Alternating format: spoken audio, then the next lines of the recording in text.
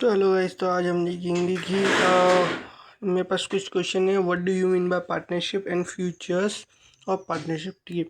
और नंबर 2 वाला क्वेश्चन आता है, what is partnership deed and with content advantages और डिसएडवांटेजेस के साथ में।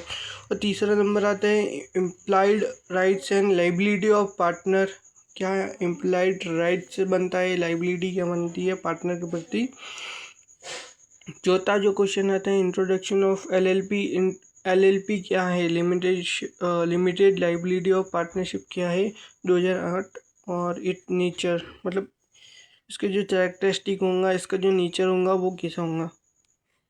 Incorporation of the registrations of this LLP act, also financial disclosement. इसका जो फाइनेंशियल डिस्क्लोजमेंट होगा वो कैसा होगा, ठीक है।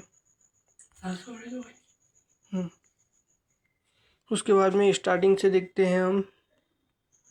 तो ये कुछ एलएलपी पार्टनरशिप आ जाती है। Partnership act 1932, which is what do you mean by partnership, discuss its characteristic, define partnerships and explain its characteristic। बराबर, ठीक है। मीनिंग देख लेते हैं पहले। तो कैरेक्टरिस्टिक होती है, a partnership is association of two और more person who is carry on as co-owners a business and to share its profit and loss when the business expand its size।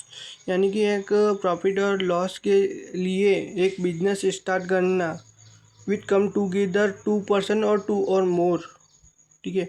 दो या दो से अधिक पर्सन आते हैं तो यहाँ पे एक पार्टनरशिप कही जाती है। अलग अलग फैमिली से बिलोंग करते, जो कि या सेम फैमिली से बिलोंग भी करते, कोई भी दिक्कत नहीं। टू और मोर पर्सन होने चाहिए और को ओनर होनी चाहिए, वही खुद के मतलब मालिक होने चाहिए, ठीक है। और शेयर प्रॉफिट एंड लॉस के लिए आते हैं when business expand in size में जब एक्सपेंड होता है। जैसे कि हमारा जो बिजनेस चल रहा है मध्य प्रदेश में, तो मध्य प्रदेश से बाहर निकल जाता है, केरला कर्नाटका वगैरह इस साइड में चला जाता है, एक्सपेंड होता है, तो यहाँ पे पार्टनरशिप implied होती है। The proprietor finds the difficulty to manage the business and is focused to take more outside, who will not only provided additional capital but also assist him in managing the business on sound lines, ठीक है। यहाँ पे समझ चुके होंगे कि business को expand करने के लिए और इसको बड़ा लेवल पे मैनेज करने के लिए यहाँ पे पार्टनरशिप लाई जाती है। डेफिनेशन वगैरह जॉन ए सुल्बिन के द्वारा दी गई है, किम्बाल एंड किम्बाल के द्वारा दी गई है। मैंने एक विलियम आर स्प्रीगल के मतलब पढ़ लेता हूँ। पार्टनरशिप हैज़ टू और मोर members, each of the whom is responsible for the obligation of the partnership। Each of the partner may bind the others and assets of the partners may be taken for debts of partner। यानी कि partnership है to और more person member, ये तो बात clear हो गई। और जो कि रिस्पॉन्सिबल है फॉर ऑल ऑब्लिगेशन, यानी कि ऑल दायित्व के लिए, ऑल ऑब्लिगेशन के लिए पार्टनरशिप की ऑब्लिगेशन में ऑल वो रिस्पॉन्सिबल होंगे। और दूसरा है कि ईच ऑफ द पार्टनर में बाइंड, यानी कि बाध्य है, हर एक पार्टनर बाध्य है कोई अदर, यानी कि कोई दूसरा। और assets of the partners may be taken for the bats of partnership, यानी कि ऋण द्वारा पार्टनरशिप में असेट्स लाई जा सकती है। समझ में आया। उसके बाद में आता है section number 4 of the partnership act 1932। क्या बोलता है, the relation between partner who have agreed to share profit and loss carried on by the all or any of them acting for all. ये सेक्शन नंबर 4 बोलता है Indian partnership act का। उसके बाद में आता है कैरेक्टरिस्टिक ऑफ पार्टनरशिप। नंबर 1 आता है एसोसिएशन ऑफ टू और मोर पर्सन। मैंने बोल रहा था ना कि दो या दो से अधिक होना चाहिए। दूसरा आता है कॉन्ट्रेक्चुअल रिलेशन, यानी कि यहाँ पे कॉन्ट्रेक्चुअल रिलेशनशिप्स होते हैं, कॉन्ट्रैक्ट बनता है यहाँ पे, ठीक है। कॉन्ट्रैक्ट साइन होते हैं तभी ये पार्टनरशिप कही जाती है। और तीसरा होता है एग्जिस्टेंस ऑफ बिजनेस, बिजनेस को एग्जिस्टेंस में लाने के लिए पार्टनरशिप का भी प्रयोग होता है। जब आपकी पार्टनरशिप तब तक चालू नहीं हो सकती जब तक आपका बिजनेस मार्केट में आता नहीं है। जब आपका मार्केट में बिजनेस आएगा तभी आपकी पार्टनरशिप होगी, ऐसा ही। और नंबर 4 आते हैं अर्निंग प्रॉफिट, यानी कि प्रॉफिट अर्न करने के लिए, ये इसकी कैरेक्टरिस्टिक है। और 5 होता है distribution of profit among partner, partner में प्रॉफिट बांटने के लिए। और छठवा आता है running of business by all or by any one of with concern of all, यानी कि कोई या तो सब मिलके ये चलाओ पार्टनरशिप, या फिर किसी की एक की कंसर्न पर एक चला सकते हैं, ठीक है। Running of business by all or by any one of with the concern of all, ठीक है। 6 नंबर। 7 आता है अनलिमिटेड लाइबिलिटी, इसकी एक और कैरेक्टरिस्टिक है जो कि अनलिमिटेड लाइबिलिटीज इसके अंदर में आते हैं। और जब हम इसको लिमिटेड करने की कोशिश करते हैं तो फिर हम कंपनी में शिफ्ट हो जाते हैं। होता है ना कि conversion into joint stock company वगैरह, ये देखने को मिलता है ना, तो ये भी इसी का टाइप है। प्रिंसिपल एंड एजेंट रिलेशनशिप, यानी कि हर एक पार्टनर प्रिंसिपल है अपने अदर पार्टनर पर, वो जो कि एजेंट है। वो कहने का मतलब हर एक partner are principal on the other agent, but other agent also principal of that partner, समझ गए। और उसके बाद में आता है 9th वाला partner and partnership of R1, यानी कि पार्टनर और पार्टनरशिप एक ही है, कोई अलग नहीं है। जैसे हम बोलते हैं ना बिजनेस और बिजनेसमैन अलग है, लेकिन यहाँ पे पार्टनर और पार्टनरशिप एक ही है, ठीक है। और specifics name of the firm, यानी कि फर्म का जो नेम हो वो स्पेसिफिक हो, एकल हो और कहीं से कॉपी किया गया ना हो। उसके बाद में आता है registration and transfer of share, यहाँ पे no partner can sell or transfer he share to anybody, यानी कि यहाँ पे एनीबडी को मतलब किसी को भी शेयर ट्रांसफ़र नहीं किया जा सकता है। और 12th नंबर आता है एटमोस्ट गुड फेथ, यानी कि गुड फेथ होना चाहिए, अच्छा व्यावहारिकता में। और मेरिट और एडवांटेजेस देख लेते हैं। इजी टू फॉर्म, यानी कि ये चालू करना इजी होता है। रजिस्ट्रेशन नॉट कंपलसरी, यहाँ पे रजिस्ट्रेशन कंपलसरी नहीं होता है, ठीक है। नंबर 3 होता है मोर फाइनेंस अवेलेबल, यानी कि फाइनेंस की आवश्यकता अवेलेबिलिटी बहुत ज़्यादा हो जाती है यहाँ पे। मोर क्रेडिट स्टैंडिंग, यानी कि यहाँ पे क्रेडिट स्टैंडिंग भी बहुत मतलब हो जाती है। उसके बाद में combination of the diversification skills, यानी कि कम्बिनेशन ऑफ डाइवर्सिफाइड स्किल, यानी कि यहाँ पे स्किलों की मतलब बहुत भरपूर आता है, ठीक है। स्किल्स की रिक्वायरमेंट ख़त्म हो जाती है।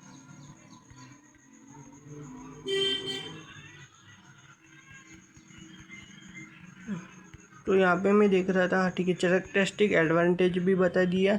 एडवांटेजेस में कुछ और देख लेते। 5 advantages. Most no possibility to speculations, यानी कि यहाँ पे पॉसिबिलिटी नहीं होती स्पेक्चुलेशंस में, मतलब बुक्स वगैरह बोलते हैं ना कि हम इसको सर्वे कर रहे हैं, तो वहाँ पे सर्वे की पॉसिबिलिटी नहीं आती है। दूसरा आता है अनलिमिटेड लाइबिलिटी, यहाँ पे भी अनलिमिटेड लाइबिलिटी इसका एडवांटेजेस है।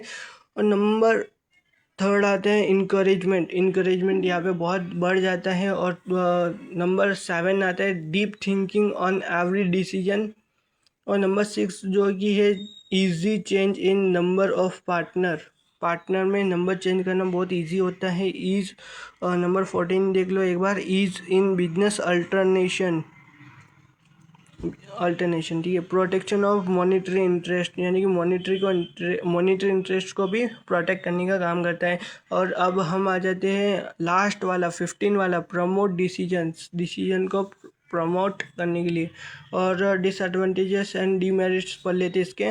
नंबर 1 आता है लैक ऑफ प्रॉम्प्ट डिसीजन, यानी कि करेक्ट डिसीजन में सावधानी मतलब बरतनी चाहिए, जो कि यहाँ पे लैक होता है। और नंबर 2 आते हैं इनस्टेबिलिटी, यानी कि स्टेबल नहीं है। कभी इधर कभी उधर, कभी इधर कभी उधर, ठीक है।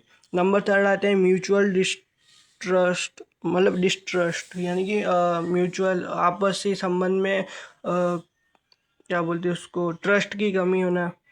नंबर फोर आते हैं अनलिमिटेड लाइबिलिटी। ये एडवांटेजेस भी है, डिसएडवांटेजेस भी है, कैरेक्टरिस्टिक भी है ऑल्सो।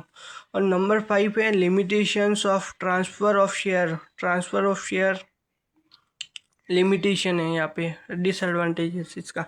और नंबर सिक्स आता है लैक ऑफ पर्सनल इंटरेस्ट। यहाँ पे मैंने बताया था कि पर्सनल इंटरेस्ट में प्रोटेक्शन ऑफ मॉनिटरी इंटरेस्ट, तो यहाँ पे पर्सनल इंटरेस्ट की कमी आ जाती है। और नंबर सेवन होता है लैक ऑफ पब्लिक फेथ। अच्छा, पब्लिक का हमारा गुड फेथ होता है, तभी पब्लिक का भी गुड फेथ होता है, लेकिन जो पब्लिक का जो फेथ होता है ना, वो कभी कभी डगमाडोल हो जाता है, ठीक है। The principle of mutual agency में रिजल्ट इन लॉस। उसके बाद में आता है liability even after the dissolution of the firm. यानी कि जब आपकी फर्म बंद हो जाती है उसके बाद में भी आपकी लाइबिलिटी बनी रहती है। और नंबर अगला क्वेश्चन आते हैं, मैंने कर लिया है पार्टनरशिप क्या होती है, पार्टनरशिप की विशेषता क्या होती है। उसके बाद में एडवांटेजेस और लाइबिलिटीज़ क्या, सॉरी एडवांटेजेस और डिसएडवांटेजेस क्या होते हैं, है ना, मेरिट और डीमेरिट। उसके बाद में अगला जो क्वेश्चन मैंने बताया था व्हाट इज़ पार्टनरशिप डीड। ये अब डीड क्या होता है, deed is a written document deed is a written document of the firm which is outline the term and condition। जहाँ पे टर्म एंड कंडीशन बताई जाती है पार्टनरशिप डीड के अंदर, पार्टनर्स के राइट्स एंड लाइबिलिटी, ठीक है। पार्टनर के राइट एंड लाइबिलिटी पार्टनरशिप के अंदर बताई जाती है और डीड के अंदर, ठीक है। The purpose of the partnership deed is a provide clear understanding. यानी कि यहाँ पे क्लियरली अंडरस्टैंडिंग दिया जाता है और role of the each partner की, कौन से पार्टनर का क्या रोल होने वाला है वो रोल दिया जाता है। और ये एक इंश्योर किया जाता है कि मतलब smooth running of the operation of the firm, यानी कि जो फर्म हमारी है वो स्मूथली चले, ठीक है। उसके बाद में आते हैं partnerships come into the limit life time होगा शायद। There is an outcome of agreement among the partner. यानी कि यहाँ पे सभी पार्टनर के बीच में एक एग्रीमेंट होता है। उसके बाद में the agreement can be either in written or oral और रिटन भी हो सकता है। नंबर थ्री आते हैं जो partnership act does not demand that the agreement has to be in written wherever it is in the form of written, the documents which comprise the term of the agreement is called partnership deed। यानी कि यहाँ पे कोई specific नहीं है कि जो मतलब रिटन डॉक्यूमेंट होता है, लेकिन वही एक पार्टनरशिप डीड कहलाया जाता है, क्योंकि ऑरल में कहीं पे सबूत नहीं होता है। तो मैं मानता हूँ कि जो रिटन डॉक्यूमेंट होता है वही पार्टनरशिप डीड कहलाया जाता है, ठीक है। और जो it is usually comprises the attributes about all the characteristic influencing the associations between the partners, containing the aim of trade, the contribution of the capital by each partner, the ratio in which the gains and losses will be divided by the partner, and privilege and entitlement of the partner to interest on loan, interest on capital, etc वगैरह, ये सब इसमें partnership deed के अंदर में लिखा जाता है। पार्टनरशिप डीड का जो कंटेंट होता है while making of the partnership deed, जब हम पार्टनरशिप डीड बनाते हैं, जो कि सभी प्रोविज़न और लीगल पॉइंट्स को यहाँ पे कवर किया जाता है पार्टनरशिप डीड के अंदर में। और this deed also includes basic guideline को भी दिया जाता है, मतलब फ्यूचर में कहाँ पे फ्यूचर प्रोजेक्ट के बारे में।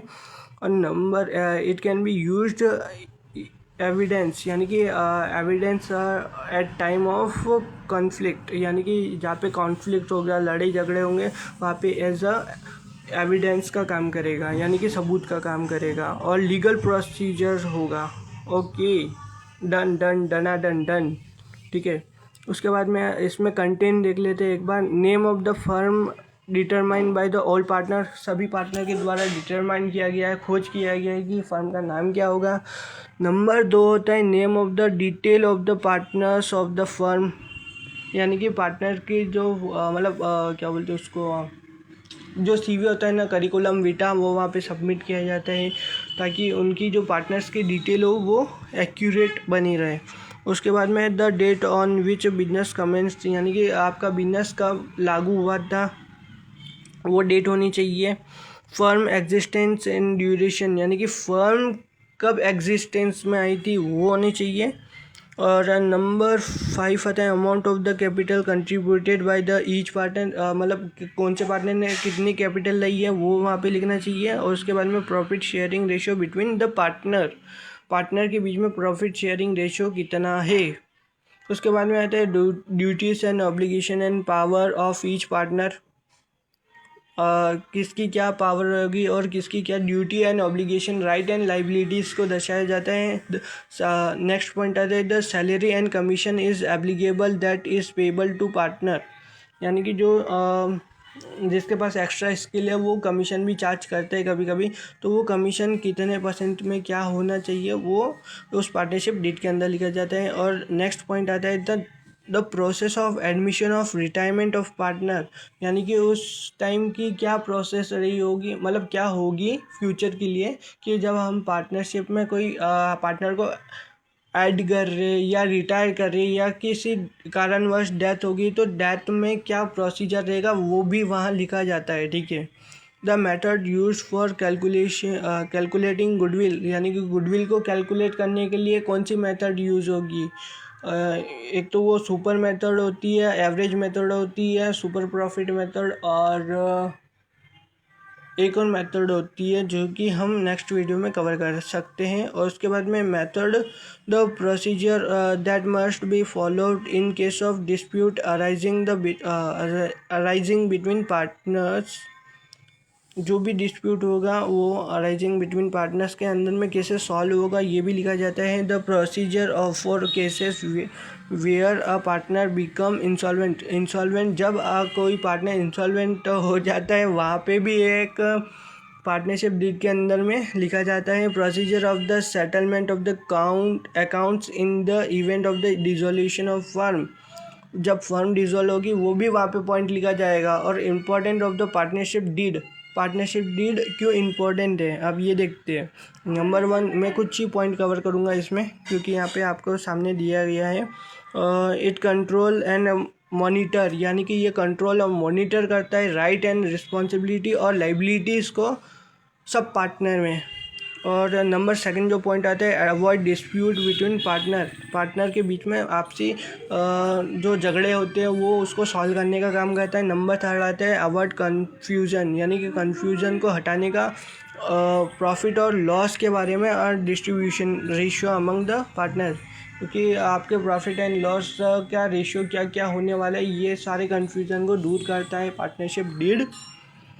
नंबर जो अगला पॉइंट आता है नंबर 4 द्वारा बोल सकता हूँ मैं, individual partners responsibility are mention are clearly, जो भी रिस्पॉन्सिबिलिटीज़ होती है वो क्लियरली मेंशन होती है, बार बार यही पॉइंट आ रहे हैं। तो आखिरी पॉइंट को समझते हुए इस वीडियो को अंत करते हैं।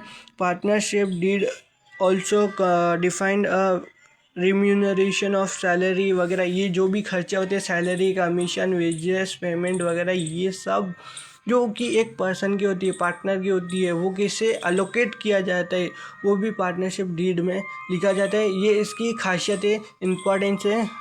और ये कुछ क्वेश्चन दिए गए। It compulsory to have partnership deed if no state any 5 rules applicable in the absence it, यानी कि जब आपकी जो पार्टनरशिप डीड है वहाँ पे ये एप्लीकेबल नहीं है, आपने बनाया नहीं है, तो वहाँ पे कौन से रूल एप्लीकेबल हो जाएंगे। Interest on capital number 1, the rule applicable in the absence of partnership deed.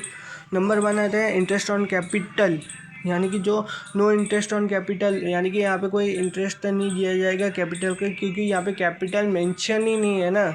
और interest on drawing, no interest will be charge on drawing made by the partner, यानी कि यहाँ पे कोई पार्टनर कोई भी ड्राइंग करता है तो वहाँ पे इंटरेस्ट नहीं लिया जाता है क्योंकि पार्टनरशिप डीड नहीं है। और नंबर थर्ड आते हैं salary and commission of the partner. यहाँ पे भी सैलरी नहीं दी जाती है क्योंकि यहाँ पे किसी को और कमीशन भी नहीं दिया जाता है क्योंकि यहाँ पे मेंशन नहीं है।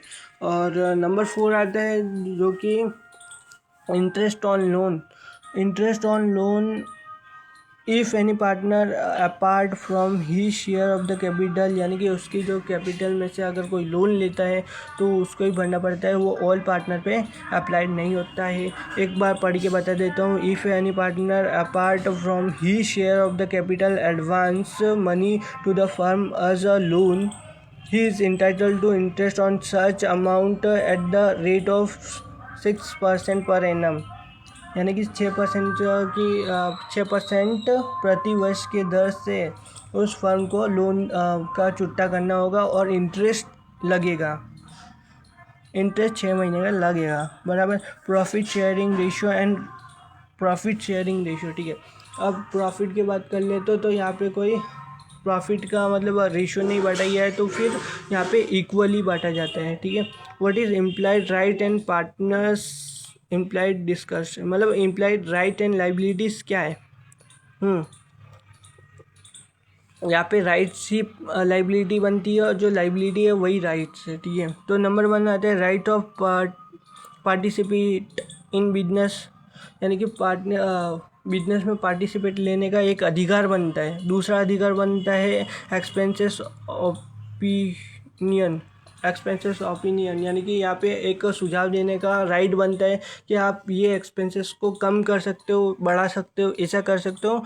कम करने का ओपिनियन दे सकते हो आप पे और बढ़ाने का भी ओपिनियन दे सकते हो, यानी कि एक्सपेंसेस पर ओपिनियन देने का सुझाव करते हो। और नंबर 3 आते हैं right to assess books and accounts, यानी कि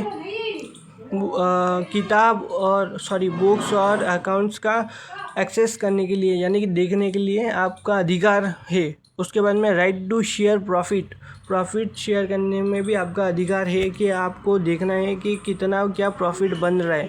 उसके बाद में number 5 right to be indemnified करने का, यानी क्षतिपूर्ति करने का भी अधिकार है। अगर भविष्य में, मैं नहीं कहता हूँ, लेकिन भविष्य में कोई नुकसान हो जाता है तो वहाँ पे क्षतिपूर्ति करने का फुल अधिकार है आपको कि हाँ भाई मैं क्षतिपूर्ति कर सकता हूँ, इंडेमनीफाई कर सकता हूँ।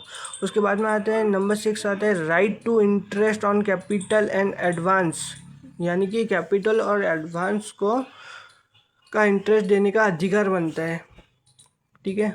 और ये लास्ट पॉइंट है। और डिफाइन पार्टनरशिप वही वाली आती है एक्सप्लेन द पार्टनरशिप डीड, जो कि मैंने फुली एक्सप्लेन कर चुका हूँ। और उसके बाद में आगे बढ़ता हूँ, उससे पहले देख लेता हूँ 23 मिनट हो चुके हैं मेरे को यहाँ पे बोलते हुए। और लिमिटेशन लाइबिलिटी ऑफ पार्टनरशिप्स वगैरह ये देखते हैं। Give introduction of Limited Liability of Partnership Act 2008 and state its main characteristics, यानी कि LLP एक्ट क्या होते हैं और इसकी characteristics समझते हैं। LLP एक्ट जो होता है limitation liability of partnership entities the wide recognized form of the business organization has been introduced in India by way of Limited Liability of Partnership Act 2018, यानी कि एक बिजनेस ऑर्गेनाइजेशन का type है और ये इंट्रोड्यूस किया गया था LLP एक्ट द्वारा, मतलब बोलकर 2008 में। The limited liability of partnerships popular known as LLP combines the advantages of both the company and partnership into a single form of organizations. In the LLP, one partner is not responsible for liable for another partner's misconduct और negligence, यानी कि यहाँ पर एक partner दूसरी partnership की गलती, negligence और मिसकंडक्ट, यानी कि कुछ अदर बिहेव कर दिया, मिसकंडक्ट यानी कि कुछ गलत व्यवहार कर दिया, तो उसके लिए अदर पार्टनर लाइबल नहीं होगा। यानी कि मान लो कि ए और बी पार्टनरशिप के अंदर में, लेकिन बी कुछ अलग ही व्यवहार करता है, मिसकंडक्ट करता है, गलती करता है, तो उसके लिए ए रिस्पॉन्सिबल नहीं होगा। यही है। और negligence, this is a important different from that of unlimited partnerships, यानी कि इसका जो डिफरेंस क्रिएट करता है LLP में. In an LLP, all partners have a form of limited liability. Limited liability के साथ में आते हैं, जहाँ पे पार्टनरशिप में अनलिमिटेड लाइबिलिटी देखी थी, तो यहाँ पे लिमिटेड लाइबिलिटी, अच्छा नाम में ही आ गया लिमिटेड. उसके बाद में आता है individual cooperation within the partnership similar to that have to of the shareholder of a corporations. However, unlike corporates shareholder, the partners have the right to manage the business directly, and LLP also limits the personal liability of the partner for the errors, omissions, incompetence और negligence of the LLP employees और other agents, यानी कि other agents में कोई गलती कर दी है तो वो दूसरा अनदर जो एजेंट होगा, जो भी पार्टनर होगा, वो उसके लिए लाइबल नहीं होगा. इतना सही है. और कैरेक्टरिस्टिक देख लेते हैं उसके बाद में. नंबर 1, अरे कोई दिक्कत वाली बात नहीं है, पॉइंट में दिया है तो पॉइंट में लिखेंगे, अपन भी डरते क्या किसी से है. और नंबर 1 आता है renounce and except from the of business world wide in compare to company. Company में मतलब कंपनी के लेवल में हो गया, ये भी एक कंपनी के लेवल में, क्योंकि उसके बाद ठीक है. उसके बाद में आता है लो कॉस्ट ऑफ फॉर्मेशन, यानी कि ये जो फॉर्मेशन है इसमें लो कॉस्ट आती है. नंबर 2 आता है इजी टू इस्टेब्लिश करना बहुत ही आसान है. इजी टू मैनेज और रन करना बहुत ही आसान है. No requirement of any minimum capital contribution, यानी कि यहाँ पे मिनिमम कैपिटल कंट्रीब्यूशन में कोई दिक्कत नहीं है, आप कितना भी कर सकते हो. No restriction as a maximum number of partner, वहाँ पे जो maximum number of the partner था ना, वहाँ पे 50 है, यहाँ पे कोई रिस्ट्रिक्शन नहीं है. LLP जो है, its partner are distinct from each partner. ये यहाँ पे लिमिटेड लाइबिलिटी ऑफ पार्टनरशिप है, वो वैसे ही है जहाँ पे पार्टनरशिप में डिफाइन किया गया है, ठीक है. और partner are not liable for the act of other partner, ठीक है. Partner are not liable for act of partners. जो भी पार्टनर्स करेंगे उसके एक्ट का जिम्मेदार एक पार्टनर स्वयं नहीं होगा. और हाँ, लेकिन पार्टनरशिप डीड हो सकते हैं, मतलब पार्टनरशिप हो सकते हैं, ठीक है. लेस कंप्लाइंसेस लेवल, यानी कि यहाँ पे कंप्लाइंसेस लेवल नहीं होता है. अब हम देख लेते हैं लिमिटेड लाइबिलिटी पार्टनरशिप क्या है. Limited liability of partnerships. Explain the brief in nature of the limited liability of partnership. Number 1 है LLP is a body corporate, यानी कि ये एक बॉडी कॉर्पोरेट है. LLP is a legal entity separate from its partner and shall have perpetual succession, यानी कि ये अपने पार्टनर से अलग है. जैसे हम बोलते हैं ना, बिजनेस मैन अलग है और बिजनेस अलग है, वैसे ही यहाँ पे भी अप्लाइड होता है. LLP अलग है और पार्टनर्स अलग है. और नंबर 3 जो पॉइंट आते हैं, Indian partnership act 1932 shall apply to LLP, यानी कि यहाँ पे इंडियन पार्टनरशिप एक्ट 1932 LLP में अप्लाइड नहीं होता है, क्योंकि ये अलग ही एक्ट बन चुका है अब. LLP can only carry business with profit motive, यानी कि ये सिर्फ प्रॉफिट मोटिव के लिए काम करता है, ठीक है. Multi disciplinary professional LLP can be form, यानी कि प्रोफेशनल लिमिटेड लाइबिलिटी और पार्टनरशिप मल्टी डिसिप्लिनरी हो सकता है. और एनी इंडिविजुअल और body corporate can be a partner, कोई भी बॉडी कॉर्पोरेट या इंडिविजुअल भी पार्टनर हो सकता है.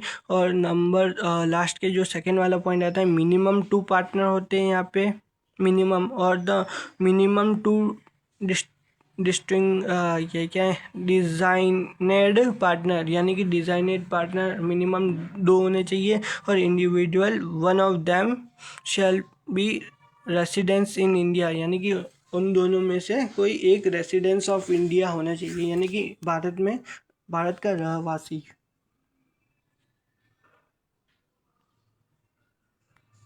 सॉरी। उसके बाद में आता है जो पार्टनर्स होता है, यहाँ पे देख सकते हैं थोड़ा बहुत, subscribers of the incorporation document will be partners of the LLP and new partner shall be admitted as a partner provision of LLP agreement mutual right and duties of the partner of LLP and the mutual rights and duties of LLP and its partner shall be governed by the LLP agreement between the partner between LLP and its partners। यानी कि जो partner है वो LLP act government के द्वारा जो लाया गया उस एक्ट में एंटाइटल होगा। उसके बाद में extend the limitation of LLP partnership. देखते हैं लिमिटेशन क्या है। ये है कुछ लिमिटेशन, ये ठीक है। उसके बाद में कंट्रीब्यूशन देख लेते। कंट्रीब्यूशन क्या है? कंट्रीब्यूशन ऑफ द पार्टनर में tangible, intangible, movable and immovable बहुत होता है, मतलब चारों चीज़ होती है। उसके बाद में आता है फाइनेंशियल डिस्क्लोजर, बुक का अकाउंट पोया नहीं तो। उसके बाद में जो फाइनेंशियल जो डिस्क्लोजर आता है, तो मैं उसकी बात करूँ तो books of account are reminded at the time of registration of fees for the such period as may be prescribe, यानी कि कुछ पीरियड प्रेस्क्राइब होते हैं, sorry.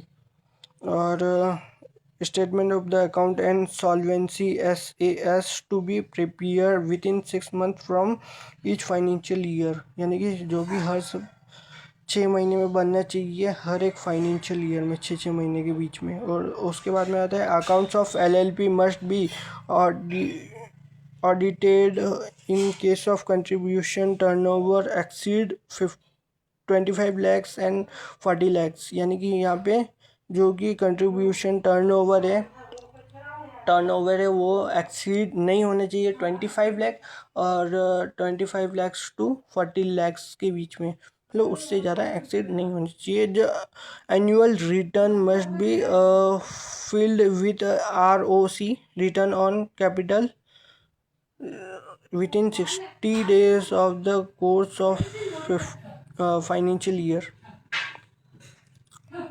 Agreement and transfer of partnerships right, यानी कि यहाँ पे जो पार्टनरशिप राइट है वो ट्रांसफ़र हो सकती है शायद। एक बार पढ़ लेता हूँ। Transfer of the right can not be entitled to interferee or assignee to participate in the management of the conduct of activity of LLP or access information concerned in the transactions of LLP, यानी कि यहाँ पे right and liability दोनों ही transfer नहीं हो सकती। दूसरा तो conversion to the LLP firm, private company firm हो सकता है, प्राइवेट कंपनी हो सकती है, अनलिस्टेड पब्लिक कंपनी हो सकती है, may be converted into LLP in accordance with the chapter is circulars 1, 3, 4 respectively, यानी कि जो कंपनी के अंदर जो part 1, part 3, part 4 respectively schedule जो चैप्टर मेंटेन किए गए हैं उसके अंदर में अंतर्गत में आते हो। और जो फॉरिजन LLP होती है, यहाँ पे टाइप आ गया है क्या? शायद टाइप आ चुका है ना। तो हम LLP के प्रकार देख रहे हैं। कन्वर्जन ऑफ LLP होता है, उसके बाद में फॉरिजन LLP होता है, फिर compromise arrangement of reconstruction of LLP होता है, उसके बाद में वाइंडिंग अप ऑफ डिसोल्यूशन होता है, उसके बाद में मिसलेनियस जो भी है वो आता है लास्ट। उसके बाद में इनकॉर्पोरेशन ऑफ LLP, यानी कि ये इनकॉर्पोरेशन कब हुआ था? In order to incorporate a partnerships as a LLP and to get it registration under the LLP Act 2008, following procedure has to be followed, यानी कि एक प्रोसीड्यूर फॉलो करना पड़ता है। Number 1, deciding the partners and designated partner। Deciding a partner को decide किया जाता है, और डिजाइनेटेड पार्टनर यानी कि उस पार्टनर को अपना काम दिया जाता है, ठीक है। उसके बाद में आता है नंबर 2 आता है obtaining DPIN number and digital signature, यानी कि वहाँ से DPIN नंबर एक कुछ होता है। उसके बाद में वो director identification number director identification number होता है, वो दिया जाता है, डिजिटल सिग्नेचर लिया जाता है। ठीक है। उसके बाद में होता है नंबर 3 होता है चेकिंग द नेम अवेलेबिलिटी, यानी कि उसका जो पार्टनर का जो नेम है वो अवेलेबिलिटी है या नहीं, एग्जिस्टेंस में है या नहीं। नंबर 4 स्टेप जो होता है drafting of LLP agreement, LLP agreement को ड्राफ्ट किया जाता है। नंबर 5 प्रोसीजर होता है filling in incorporation document, incorporation document को फिल किया जाता है, मतलब जो भी वो डॉक्यूमेंट होगा उसमें फिल किया जाता है। या जैसे कि मैंने 4th स्टेज में बताया था drafting of LLP agreement, LLP agreement को ड्राफ्ट किया जाता है, जहाँ पे लिखा होता है name of LLP, name of the partner and designated partner. किस पार्टनर को क्या ड्यूटी गई है, वो डिजाइनेटेड पार्टनर होता है, वो डिजाइनेटेड पार्टनर का नाम लिखा जाता है वहाँ पे। फॉर्म ऑफ कंट्रीब्यूशंस नंबर 4 होता है प्रॉफिट शेयरिंग रेशियो लिखा जाता है। Right of duty of partner, क्या राइट होगा क्या ड्यूटी होंगी। उसके बाद में right of duties of partners. उसके बाद में आता है पर्पस ऑफ द बिजनेस, और लास्ट पॉइंट जो कि है rules of the governing the LLP, LLP का मकसद क्या है। उसके बाद में आता है नंबर 6 वाला point certificate of incorporation. Lastly finally certificate मिल जाता है। सर्टिफिकेट मिलने के बाद आपका पार्टनरशिप LLP एक्ट 2008, मतलब जो भी है जब से आपकी फर्म स्टार्ट हुई है वो एग्जिस्टेंस में आ जाती है। और फाइनेंशियल डिस्क्लोजर किस तरह से होता है। Financial disclosure: every limited liability or partnership shall keep books of account which are the sufficient to show and explain the liability, limited liability, partnership transfer and such as to, मतलब इसे disclosure किया जाता है। Number 1 आता है disclose the reasonable accuracy, यानी कि एक रीजनेबल एक्यूरेसी होनी चाहिए eight the time of financial position of the liability of the partner at the time of, and enable the designated partner to ensure that the any statement of the account and solvency prepared under this rule comply with the requirement of the act के प्रति requirement, जो भी requirement आती है solvency में, जो मैंने बताया था कि पार्टनरशिप के अंदर एक डीड बनता है, वहाँ पे सब मेंशन होता है कि क्या करना है क्या नहीं करना है। और उसके बाद में the record of the assets and liability of the partner, in limited liability of the partner, assets और लाइबिलिटी का रिकॉर्ड होता है। उसके बाद में the particular all the sum of the money receive and expended by the, मतलब जो भी रिसीव हुआ है, जो भी एक्सपेंसेस हुआ है वहाँ पे लिखा जाता है। उसके बाद में जो भी कैपिटल होगी वो कैपिटल को भी लिखा जाता है, और हर महीने हर साल चेंज होती रहती है। फाइनेंशियल डिस्क्लोजर होता है profit and loss banana mandatory है। उसके बाद में ग्रॉस प्रॉफिट निकालना है। उसके बाद में नेट प्रॉफिट निकालना है, और जो प्रॉफिट हो है वो अमंग द पार्टनर्स में डिस्ट्रीब्यूट करना है। डिस्ट्रीब्यूट करने के बाद में जो भी वहाँ पे कैपिटल आती है, नई कैपिटल को भी डिस्ट्रीब्यूट करना है, गुडविल को डिस्ट्रीब्यूट करना है वगैरह, ये सब डिस्क्लोजर में आते हैं। जब ये सारे काम हो जाते हैं तो उसका एक नई बैलेंस शीट बनती है, जो फर्म की बैलेंस शीट होती है। वो फर्म और कितना पार्टनर ने विड्रॉ किया है, ऐसा तो नहीं है कि वो विड्रॉ ही नहीं करेगा, क्योंकि अरे भाई जीवन जीविका चलानी है तो विड्रॉ तो करना पड़ेगा ना। लेकिन मैंने बताया था कि पार्टनरशिप अलग है, पार्टनर अलग है, सॉरी हाँ, मतलब LLP अलग है और पार्टनर अलग है। तो ऐसे ही है इसमें भी। The book of account within the limited liability of partnership required to keep shall be preserved for 8 year from the date of which, मतलब प्रिजर्व किया जाता है 8 ईयर में। और यही कुछ जाते हैं, थोड़े बहुत पॉइंट देख लेना। उसके बाद में आता है लास्ट वाला पॉइंट पढ़ता हूँ।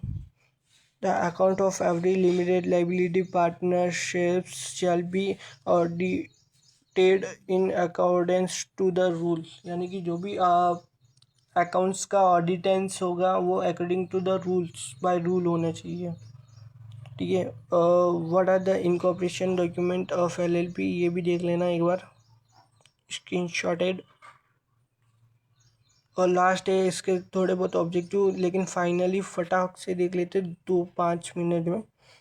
लिमिटेड लाइबिलिटी एक्ट कंट्रीब्यूटेड इन 2008 में हुआ था। सेकंड वाला आता है limited liability of partnership is body corporate होता है, हमने देखा था बॉडी कॉर्पोरेट। और nature of the LLP is, nature of the LLP all होता है, जैसे कि limited non applicable for partnership act, हाँ ये एप्लीकेबल नहीं होगा। LLP टू बी बॉडी कॉपरेटेड, हाँ ये बॉडी कॉपरेट होता है। फॉर सी देखते हैं डिजाइनेटेड पार्टनर, हाँ डिजाइनेटेड पार्टनर होते हैं इसके अंदर।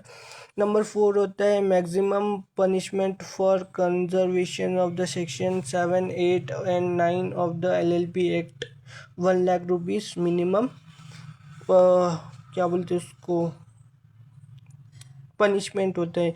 5th नंबर का जो क्वेश्चन आता है under which section LLP act change or registered name of the firm, 19 के अंदर में आता है। और नंबर 6 आता है the dash is included in financial disclosure of LLP, financial disclosure होता है LLP का, जो कि होता है डी ऑल ऑफ अबव, यानी कि maintenance of the books of account other record and audit, ये होता है। और दूसरा होता है एनुअल रिटर्न्स, क्या क्या एनुअल रिटर्न मिलेंगे ये भी डिस्क्लोजर होता है। उसके बाद में सी आता है inspection of the document kept by registrar, तो यहाँ पे ये सब चीज़ें डिस्क्लोजर होते हैं। यह आपका हो चुका है partnerships act 1932 with the LLP act 2008, यानी कि आपका पार्टनरशिप एक्ट भी हो चुका है और LLP एक्ट भी हो चुका है। तो टेंशन मत दीजिएगा, आज का पेपर बहुत ही शानदार जाएगा, बहुत ही धमाकेदार, 1 शॉट रिवीजन। तो अभी आप तक यहाँ तक देख लिया है तो मेरे वीडियो को सब्सक्राइब कर लीजिएगा। और ये मैं हूँ, ये मेरा दोस्त है। यहाँ पे नया बोर्ड लिया है तो यहाँ पे चेक करें, लेकिन ये वर्क नहीं कर रहा है, तो जल्दी आएंगे नए वीडियो में। Okay, tata, bye bye.